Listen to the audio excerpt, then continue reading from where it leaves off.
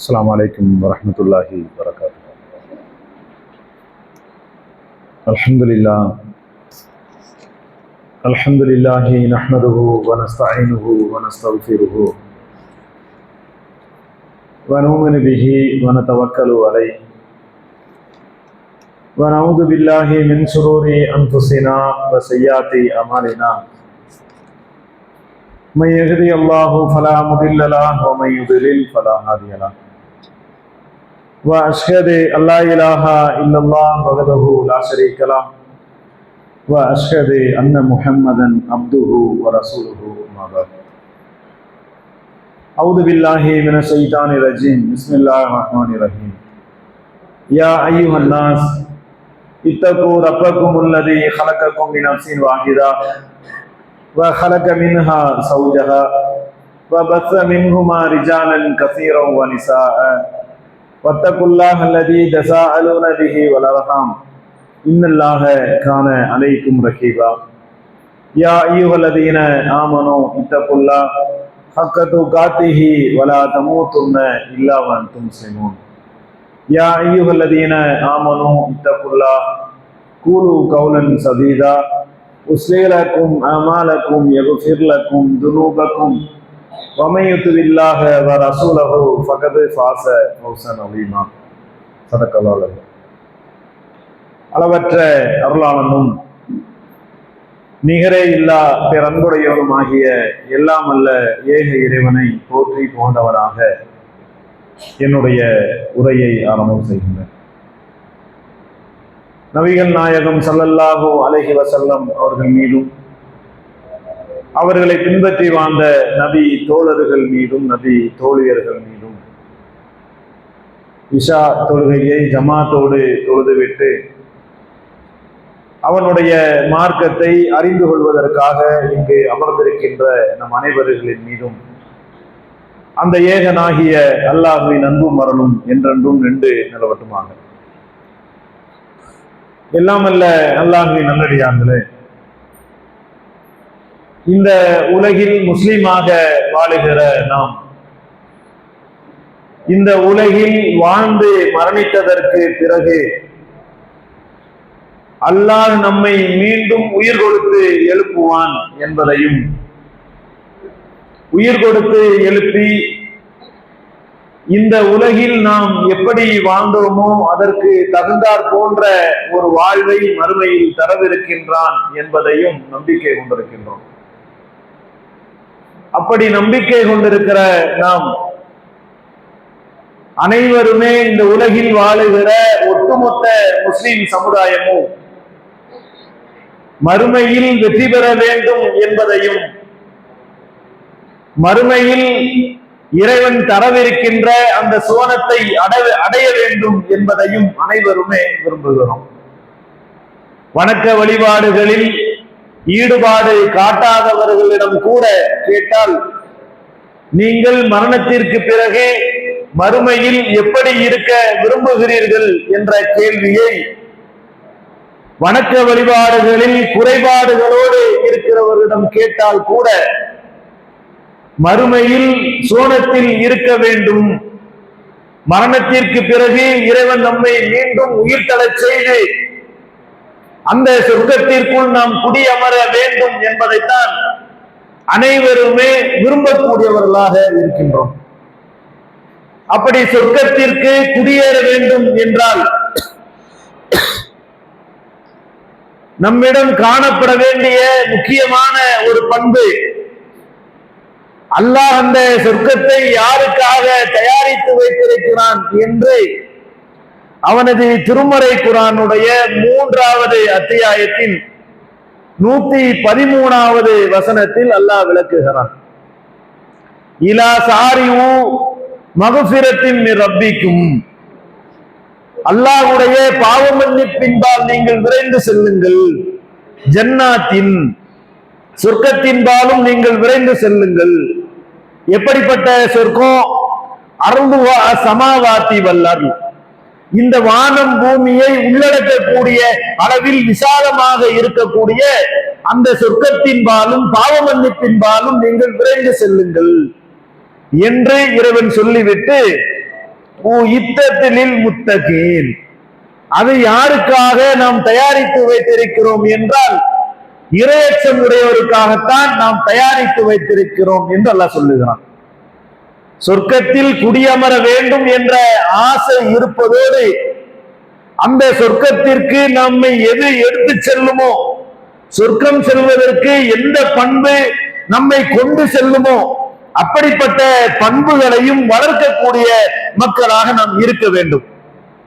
அல்லாஹ்வுடைய தூதரிடத்தில் ஒரு நபித்தோழர் கேட்கிறார், அல்லாஹ்வுடைய தூதரே, எந்த காரியம் எங்களை அதிகம் சொர்க்கத்திற்கு கொண்டு செல்லும்?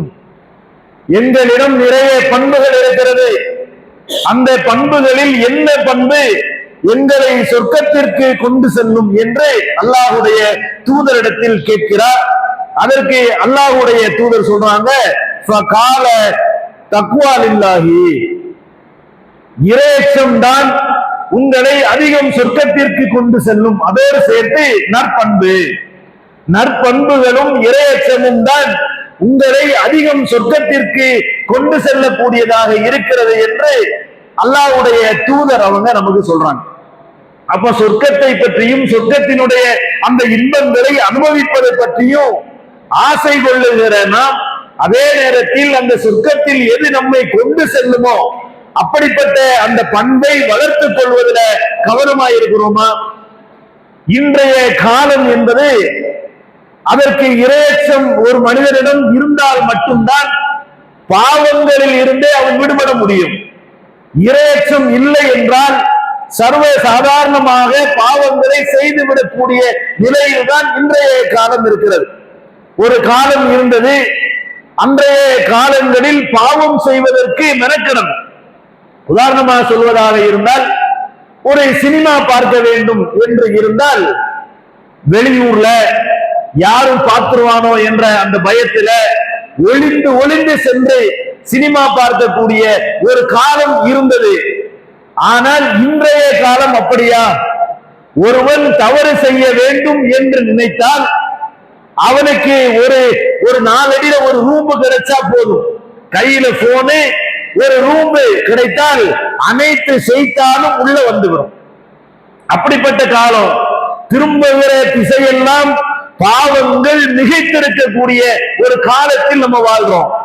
பஸ்ல போகும்போது கூட அல்லது முடிவெட்டக்கூடிய கடைக்கு சென்றால் கூட, இப்படி எந்த இடத்திற்கு நாம் சென்றால் கூட அங்கு பாவமான காரியங்கள் தான் அதிகமாக இருப்பதை பார்க்கிறோம்.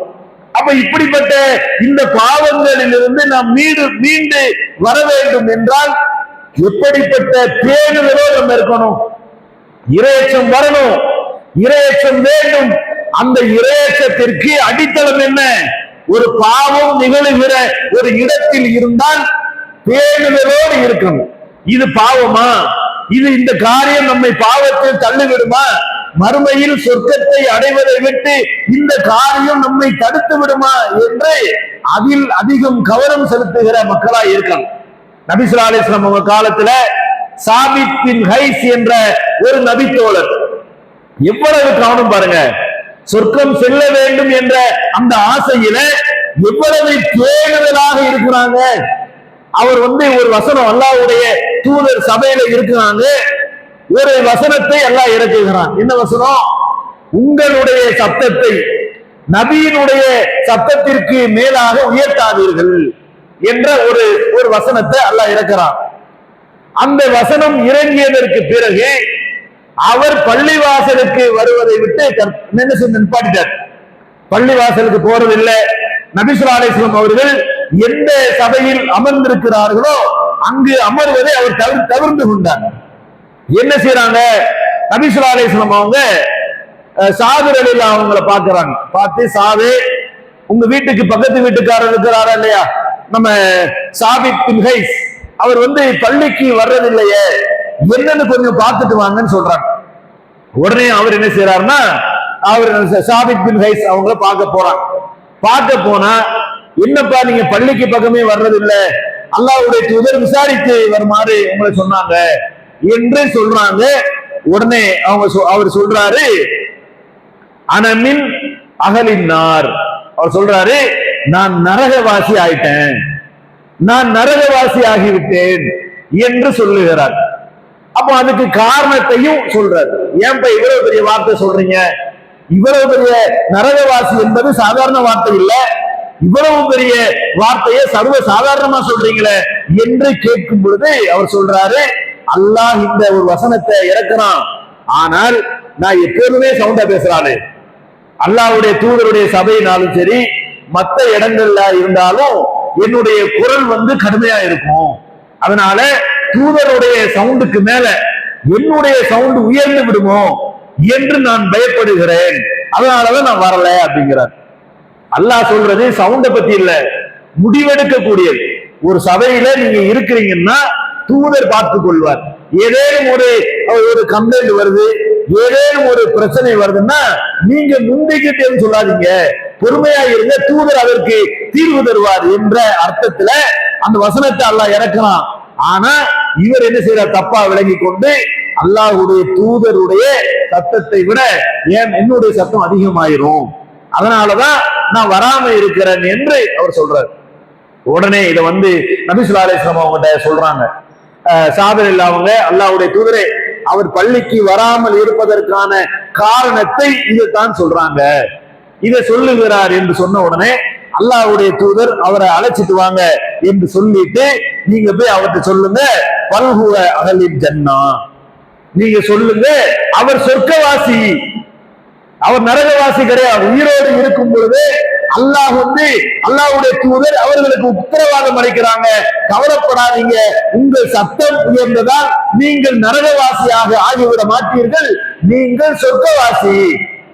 அப்ப என்ன விளங்குது, நம்ம பேணுதல், நம்ம செய்யக்கூடிய காரியம் எந்த ஒரு விஷயமா இருந்தாலும் அது பேணுதலான நிலையில் இருக்குதா, பேணுதலான அந்த அந்த அந்த தரத்தில் இருக்குதா என்பதை நம்ம சற்று கவனத்தோடு சிந்தித்து பார்க்க வேண்டும். எந்த அளவுக்கு அப்படின்னா, இந்த இரையச்சம் விஷயத்துல அல்லாஹ்வுடைய தூதரை விட ஒரு ஒரு மிகிட்ட ஆள் இருக்க முடியாது. நபி ஸல்லல்லாஹு அலைஹி வஸல்லம் அவங்க ஒரு தெருவுல கடை வீதியில நடந்து போறாங்க. நடந்து போகக்கூடிய நேரத்துல ஒரு பேரிச்சம்பழ துண்டு ஒன்று கிடக்கிறது. அதை பார்த்த அல்லாஹ்வுடைய தூதர் சொல்றாங்க, இதை நான் எடுத்து சாப்பிட்டு இருப்பேன், ஆனால் இது ஜக்காத்தினுடைய பொருளாக இருக்குமோ என்று பயப்படுவதால் இதை சாப்பிடுவதை விட்டு விலகிக் கொள்கிறேன் அப்படிங்கிறாங்க. பேரிச்சம்பழ துண்டு, அந்த பேரிச்சம்பழ துண்டை எடுத்து சாப்பிடுவதற்கு நான் பயப்படுகிறேன். என்ன காரணம்? இது ஜக்காத்துடைய பணமாக இருக்குமோ என்ற அளவுக்கு அல்லாஹ்வுடைய தூதர் அவங்க பேணுதலா இருந்தாங்க. நம்ம பேணுதலாக இருக்கும் பொழுதுதான் இரையச்சம் வரும். இரையச்சம் சாதாரணமா வராது. இரையச்சம் வேண்டும் என்று நாம் ஆசைப்படுகிற நாம் அதுல ஒவ்வொரு காரியத்தை செய்யும் பொழுது, ஒரு சபையில் அமரும் பொழுது, ஒரு சபையை விட்டு விலகும் பொழுது அது நன்மையான காரியமா என்பதை பேணுதலாக கடக்கக்கூடிய மக்களாக இருக்கணும். எந்த அளவுக்கு அல்லாஹ்வுடைய தூதர் நபி ஸல்லல்லாஹு அலைஹி வஸல்லம் அவங்க சொல்றாங்க, அல்லாஹ் திருமறை குர்ஆன்ல சொல்றான், உங்களுக்கு ஆடைகளை நாம் அணிவித்தோம். அல்லாஹ் சொல்றான், ஆடை இருக்குது இல்ல, ஆடைகளை உங்களுக்கு நாம் தான் அருளினோம், நம்ம தான் ஆடையை உங்களுக்கு அருளினோம், ஆனால் இரையச்சம் என்ற ஆடைதான் அதில் சிறந்தது. உங்களுக்கு சிறந்தது எது? இரையச்சம் என்ற ஆடை. ஆடை என்றால் மானம் மறைக்கும், நம்முடைய குறைகளை மறைக்கும். அப்படிப்பட்ட ஆடைகளில் சிறந்தது எது? இரையச்சம் என்ற ஆடை. அப்ப இப்படிப்பட்ட அந்த இரையச்சம் தான் ஒரு மனிதனை சொர்க்கத்திற்கு கொண்டு செல்லும் என்ற அளவில் இருக்கக்கூடிய நேரத்தில் அதில் பேணுதலாக நம்ம இருக்கணும். ஒவ்வொரு காரியத்திலும் எந்த அளவுக்கு சொர்க்கம் வேண்டும் என்ற அந்த ஆசை, சொர்க்கம் வேண்டும் என்ற அந்த ஆசையோடு நின்று விடாமல் அதற்கு தாண்டி அதுல இருந்து நரகம் சென்று விடக் கூடாது என்பதிலே கவனமா இருக்கும். அல்லாஹ்வுடைய தூதர் காலத்துல நபித்தோழர்கள் எப்படிப்பட்ட நிலையில இருந்தாங்க? ஒரு நபித்தோழர் வருகிறார், அல்லாஹ்வுடைய தூதரே, நான் விபச்சாரம் செய்து விட்டேன் என்று சொல்றார். விபச்சாரம் செய்து விட்டேன் என்று சொல்வது சாதாரண விஷயம் இல்ல. அவர் தனிமையில் செய்திருக்கிறார், யாரும் பார்க்கல, கையும் களவுமாக பிடிக்கப்படல. அவராக முன் வந்து அல்லாஹ்வுடைய தூதரை சொல்றாரு, அல்லாஹ்வுடைய தூதரே, நான் விபச்சாரம் செய்து விட்டேன், எனக்கு மரண தண்டனை கொடுங்க என்று கேட்டு பெறுகிறார். என்ன காரணம்? அந்த பாவத்திற்கு இந்த உலகில் தண்டனையை அனுபவித்து விட்டால் அல்லாஹ் நம்முடைய பாவத்தை மன்னிப்பான், அதன் மூலம் சொர்க்கம் சென்று விடலாம் என்ற காரணம். அதற்கு பிறகு ஒரு நபி தோழியர் வருகிறார், அல்லாஹ்வுடைய தூதரே, நானும் விபச்சாரம் செய்து விட்டேன் அப்படின்னு சொல்றாங்க. நான் விபச்சாரம் செய்வதற்கு ஆதாரமாக எனது வயிற்றில் வளருகிற குழந்தை சாட்சி அப்படிங்கிறான்.